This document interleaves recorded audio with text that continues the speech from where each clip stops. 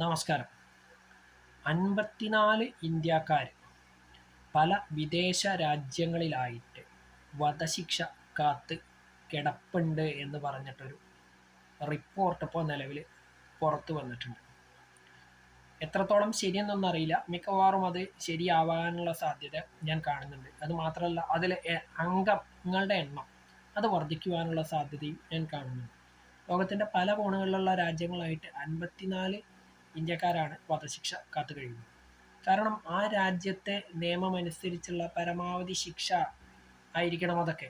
അപ്പോൾ അതിന് തക്കതായിട്ടുള്ള കുറ്റം ചെയ്തിട്ടുണ്ടായിരിക്കണം. അതുകൊണ്ടാണല്ലോ ആ ഒരു ശിക്ഷ അവർ വിധിച്ചിട്ടുള്ളത്.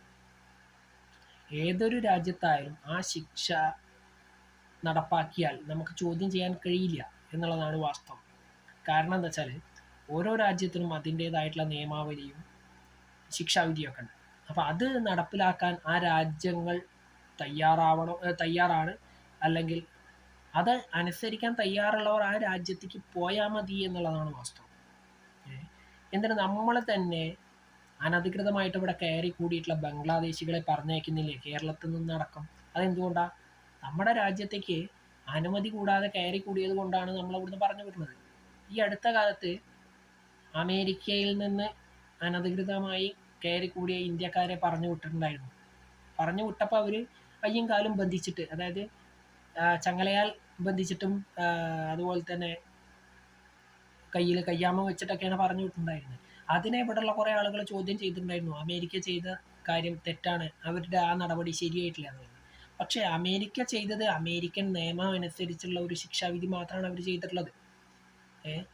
അവിടുത്തെ നിയമം അനുശാസിക്കുന്ന രീതിയിലുള്ള ഒരു ശിക്ഷ അവർ നടപ്പാക്കിയെന്ന് മാത്രമേ ഉള്ളൂ.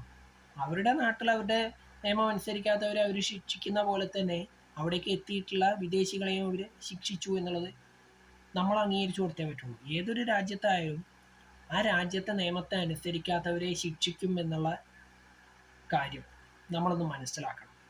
ഓരോ രാജ്യത്തിനും വ്യത്യസ്ത തരത്തിലായിരിക്കും ശിക്ഷാവിധികൾ എന്നുള്ളത് നമ്മൾ മനസ്സിലാക്കിയേ തീരുള്ളൂ. അപ്പം അതിനനുസരിച്ച് മാത്രമേ നമ്മൾ പ്രവർത്തിക്കാവൂ ഏതൊരു രാജ്യത്തും. കാരണം എന്താ വെച്ചാൽ ആ രാജ്യത്തിൻ്റെ നിയമം അനുസരിക്കാൻ ബാധ്യസ്ഥരാണ് അവിടെ എത്തുമ്പോൾ നമ്മളൊക്കെ, അല്ലെങ്കിൽ അവിടെ ജീവിക്കുന്ന ആളുകളൊക്കെ. അതിന് തയ്യാറല്ലാത്തവർ അവിടെ നിൽക്കണ്ട, അവിടെ നിന്ന് മാറിപ്പോവുക, ഒഴിഞ്ഞു പോവുക എന്ന് മാത്രമേ നമുക്ക് ചെയ്യാൻ കഴിയുള്ളൂ.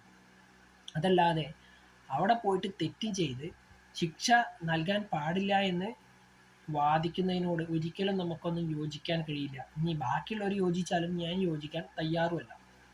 ഏതൊരു രാജ്യത്തായാലും ആ രാജ്യത്തെ നിയമത്തെ നമ്മൾ അനുസരിച്ചേ പറ്റുള്ളൂ. ഇപ്പോൾ ഗൾഫ് രാഷ്ട്രങ്ങളിൽ പോയിട്ട് ഒരു കൊലപാതകം ചെയ്തിട്ടുണ്ടെന്നുണ്ടെങ്കിൽ ആ കൊലപാതകം ചെയ്ത വ്യക്തിയെ കൊല്ലും. അത് ചിലപ്പോൾ എന്തായിരിക്കും, തല വെട്ടിയിട്ടായിരിക്കും. അതല്ലെങ്കിൽ ആദ്യം കൈകാലുകൾ ഛേദിച്ച ശേഷമേ പിന്നീട് എന്തുണ്ടാവുള്ളൂ, ശിരച്ഛേദം നടത്തുള്ളൂ. അതൊക്കെ ഓരോ ഇതിനനുസരിച്ച് മാറ്റം വരും. ഓരോ ചെയ്യുന്ന കുറ്റത്തിനനുസരിച്ച് മാറ്റം വരും. കൈക്കൂലി വാങ്ങിയ കൈവെട്ടുക, അപ്പോൾ ഇങ്ങനത്തെ കാര്യങ്ങളൊക്കെ ഉണ്ട് പല വിദേശ രാജ്യങ്ങളും. അപ്പോൾ ഓരോ രാജ്യത്തിനും അതിൻ്റേതായിട്ടുള്ള നിയമം ഉണ്ട്, നിയമവ്യവസ്ഥയുണ്ട്. അത് അംഗീകരിക്കാൻ തയ്യാറുള്ളവർ മാത്രം അതത് രാജ്യങ്ങളിലേക്ക് പോയാൽ മതി. അതല്ലാത്തവർ മിണ്ടാണ്ട് സ്വന്തം രാജ്യത്ത് തന്നെ ഇരിക്കുക. അതല്ലാതെ മറ്റു രാജ്യങ്ങൾ അവരുടെ നിയമം നടപ്പാക്കുമ്പോൾ അതിനെതിരെ നമ്മൾ ശബ്ദിച്ചിട്ടോ ഒച്ചയും വിളി ഉണ്ടാക്കിയിട്ട് കാര്യമില്ല. കാരണം അവർ നടപ്പാക്കുന്നത് അവരുടെ രാജ്യത്തെ നിയമം മാത്രമല്ല, അവരുടെ രാജ്യത്തെ സുരക്ഷയെ കൂടി മുൻകരുതിയിട്ടാണ്, അതിൻ്റെ മുൻകരുതൽ എടുത്തുകൂടിക്കൊണ്ടാണ് അവരത് നടപ്പാക്കുന്നത് എന്നുള്ളത് നമ്മളൊന്ന് മനസ്സിലാക്കണം. അല്ലാതെ എപ്പോഴും കുറ്റം ചെയ്തിട്ട് അയ്യോ കയ്യബദ്ധം പറ്റിയതാണ് ഇനി ആവർത്തിക്കില്ല എന്ന് പറയുന്ന ആ ഒരു പ്രവണത പല രാജ്യങ്ങളിലും ഉണ്ട്. നമ്മുടെ രാജ്യത്ത് കൂടുതലായി കണ്ടുവരുന്നുണ്ട്, അത് വേറെ കഥ. പക്ഷേ എല്ലാ രാജ്യങ്ങളും ആ ഒരു കയ്യബദ്ധങ്ങൾ എപ്പോഴും അംഗീകരിച്ച് തന്നോളണമെന്നില്ല. കുറ്റം ചെയ്തു കഴിഞ്ഞാൽ ശിക്ഷിക്കപ്പെടണം എന്നുള്ളതാണ് എൻ്റെ ഒരു കാഴ്ചപ്പാട്.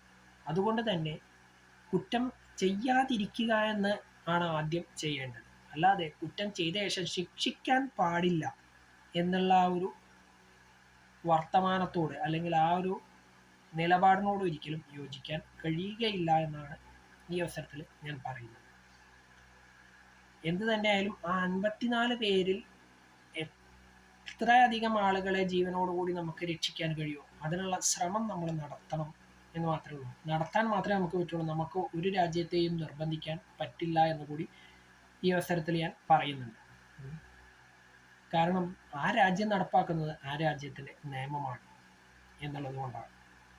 നമ്മൾ നടപ്പാക്കുന്നത് നമ്മുടെ രാജ്യത്തെ നിയമം. ഏതൊരു രാജ്യത്തും നിയമം നടപ്പാക്കുന്നത് ആ രാജ്യത്തെ സുരക്ഷയ്ക്ക് പ്രാധാന്യം നൽകിക്കൊണ്ടാണ്. അപ്പം അതിനെ ചോദ്യം ചെയ്യാൻ മറ്റ് രാജ്യങ്ങൾക്ക് അവകാശമില്ല എന്നുള്ളത് നമ്മൾ മനസ്സിലാക്കിയേ പറ്റുള്ളൂ, അത് അംഗീകരിച്ചേ പറ്റുള്ളൂ.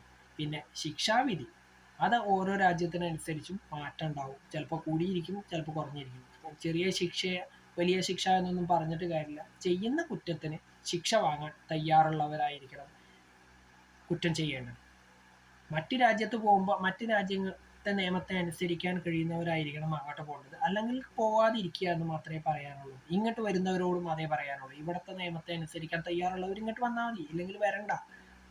അതല്ലാതെ ഓരോ രാജ്യത്ത് പോയിട്ട് ആ രാജ്യത്തെ നിയമത്തെ ലംഘിക്കുക എന്നിട്ട് ശിക്ഷാവിധി പാടില്ല എന്ന് മാത്രം പറയുന്ന ആ ഒരു സമ്പ്രദായത്തോട് ഒരിക്കലും യോജിക്കാൻ കഴിയില്ല എന്ന് വീണ്ടും ആവർത്തിക്കുന്നു. എന്തായാലും രക്ഷിക്കാൻ കഴിയുന്നവരെ രക്ഷിക്കാൻ കഴിയട്ടെ എന്ന് വിശ്വസിക്കുന്നു.